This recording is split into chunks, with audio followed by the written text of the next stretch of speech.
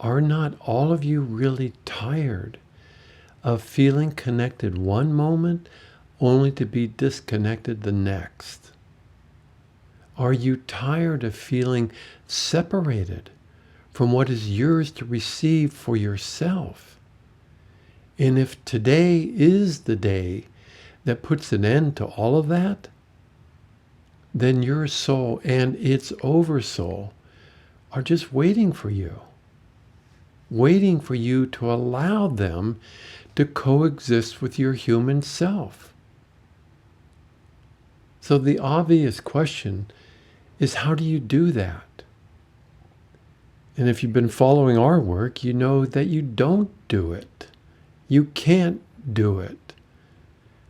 But you can stop whatever you are doing and start to allow what is yours to receive to be in your life. So the issue here isn't really about how to do that. It's more about, how do you allow it?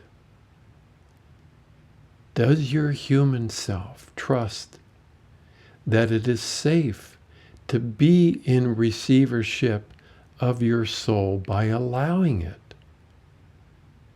When it has a long history of receiving a lot of things it never asked for.